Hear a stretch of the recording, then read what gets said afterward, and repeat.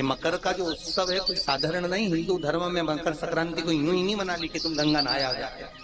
और कितने सौभाग्यशाली हो रहे शिवजी नारायण वाले कि गंगा यहीं आ गई शंकर जी के साथ। नहा लो, मौका मिल रहा है, इतने उपाय मिल रहे हैं, कर लो, अपने जीवन को सार्थक बना। पूरे वर्ष में एक दिन ऐसा आता है, मकर राशि में सूर्य प्रवेश करता है तो उसे मकर संक्रांति कहते हैं। महाराज ध्यान दीजिएगा, पूरे वर्ष में एक दिन मकर संक्रांति।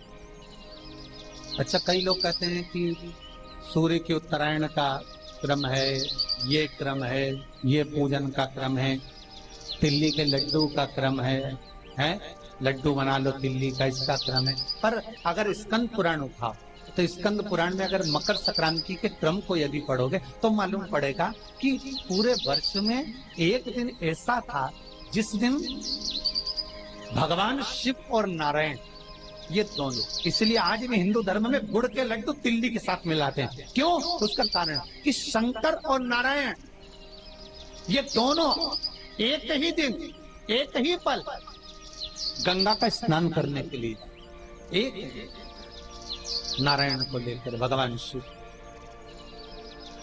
देखिए कितना कितना हमारे हिंदू धर्म में एक एक तिथि का, एक एक बार का एक एक महत्व है, उसको समझ। माता लक्ष्मी, भगवान नारायण और भगवान शिव को स्नान के लिए गुप्त रूप से झांक दिए तो भगवान विष्णु ने तिरछी दृष्टि में माता लक्ष्मी को देखा। तो माता लक्ष्मी को देखकर भगवान विष्णु शिव जी को देखे तो शंकर भगवान ने कहा, नारायण हमने देख लिया, महारानी लक्ष्मी झांक रही, हमने वर दे दिया कि लक्ष्मी का एक नाम गुप्त लक्ष्मी रहेगा, ये छुपी रहेगी। और आज मकर संक्रांति के दिन नारायण और शिव का दर्शन इस लक्ष्मी ने करा है। पर जो गुप्त लक्ष्मी का दान दे देगा उसके घर में कभी कोई बड़ी बीमारी प्रवेश नहीं करेगी। कैंसर जैसा रोग, किडनी और लीवर का रोग नहीं हो सकता। आज भी नियम है कि मकर संक्रांति के दिन एक लड्डू बनाया जाता है गुड़ और तिल्ली का, उसमें 1 का सिक्का, 2 का सिक्का या कोई लक्ष्मी उसमें फंसा दी जाती है और लड्डू को पैक कर कर किसी मंदिर में दान दे दिया जाता है। उसको कहते हैं गुप्त लक्ष्मी, जिससे घर में कोई बड़ी बीमारी प्रवेश नहीं, वो केवल मकर संक्रांति को ही है। तो महाराज सूर्य का उत्तरायण जो प्रवेश है मकर के अंतर्गत, वो दोपहर में लगभग 2:30 बजे के करीब में आए, 2:30 से 3 के करीब में आए।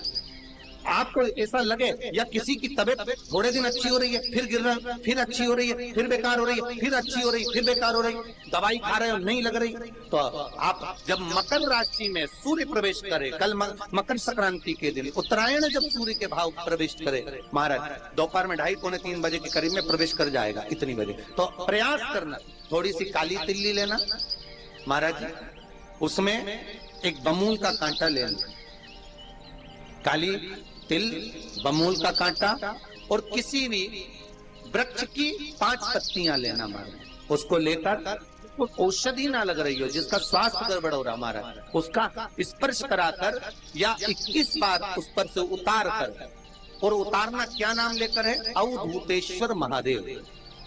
कौन सा महादेव है?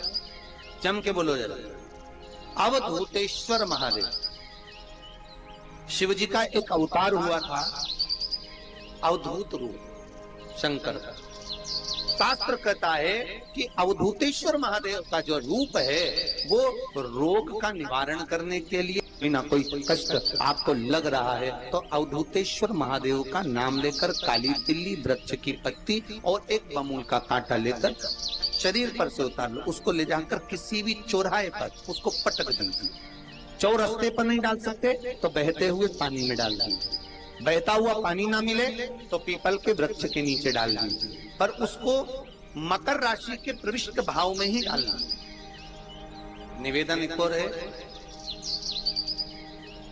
जिनके शरीर धूजता अर्थात हाथ पैर में कंपन उत्पन्न होता हो या हाथ पैर में कहीं कंपन का भाव लगता हो, ऐसा महसूस होता हो कि हाथ पैर धूजते हो, तो कल सूर्य को जब अर्घ दें तो उसमें काली मिर्ची पीस कर डालकर फिर सूर्य को अर्घ।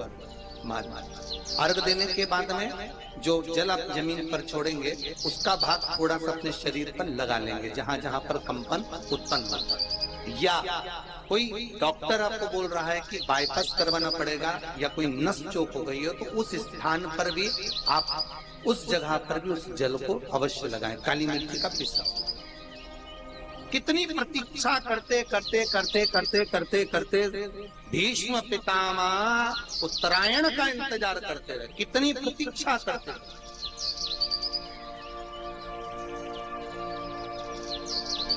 कि कब मौका मिले और कब में स्मरण कब में।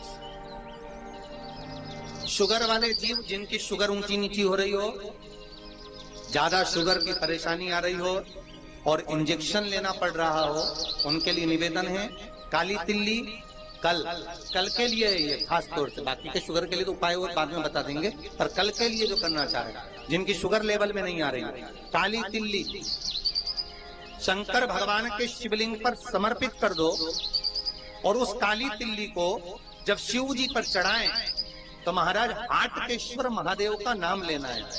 कौन से महादेव? हाटकेश्वर महादेव का नाम लेना है और शंकर भगवान पर काली तिल्ली चढ़ाते जाना है। उसमें कंकर नहीं हो, सफेद तिल्ली का एक भी दाना नहीं हो, इसका ध्यान रखिए। उस काली तिल्ली को चढ़ा दीजिए। हाटकेश्वर महादेव का स्मरण कर कर किसी को जल ना चढ़ाने देना उस समय पर जब आप शंकर जी को चढ़ाएं, और भगवान शंकर की हाटकेश्वर महादेव का स्मरण कर कर 108 रुद्राक्ष से मनके से माला जप लो। वहीं शंकर चढ़ी रहने देना तिल्ली, उसी तिल्ली को वापिस कटोरी में उठा कर लिया। 3 दिन तक लगातार उसको थोड़ा थोड़ा कर कर सुबह के समय खाली पेट खाइए, शुगर लेवल पर आ जाएगी महाराज, आपकी शुगर हाई ऊंची नीची नहीं जाएगी। हाटकेश्वर महादेव का स्मरण। मकर का उत्सव, मकर संक्रांति का मिला मौका तो उसको करो। कल मकर संक्रांति है, जिस समय पर कल सूर्य उत्तरायण आ जाए और पहले दिन उत्तरायण के दिन ही जब संध्या का समय होता है, शाम का समय होता है महाराज, संध्या का जो समय होता है शाम का, अगर कोई बच्चा पलंग पर बाथरूम करता हो, गंदगी करता हो, सारी औषधि कर ली, दवाई कर ली, और या बच्चा रात्रि को उठकर चिड़चिड़ करता हो या रोता हो रात भर महाराज, उसके लिए, या माता के स्तनों में बच्चे को पिलाने के लिए दूध ना आता हो उसके लिए, या बच्चा रुदन करता हो या बच्चा गंदगी करता हो उसके लिए, कल शाम के समय पर प्रथम दिन में जब भगवान उत्तरायण आ रहे हैं मकर राशि के अंतर्गत, तो शाम के समय पर मकर संक्रांति के दिन गुड़ को पानी में मिलाकर शिवजी पर लेपन कर दो, उसी हाथ को बच्चे को मंदिर के बाहर चटा दो महाराज, फिर वो पलंग पर कभी गंदगी नहीं करेगा महाराज। जिस नारी का स्तन में दूध नहीं आता हो बच्चों को पिलाने के लिए, उसको भी अगर चटा दिया जाए तो स्तन में दूध आना प्रारंभ हो जाए महाराज। जो बच्चा रात्रि को रोता हो, जाग जाता हो, उसको भी अगर वो हाथ चटा दिया जाए तो वो काम करता है। ये कल के दिन करके देखना, बाद में बताना जरूर हो।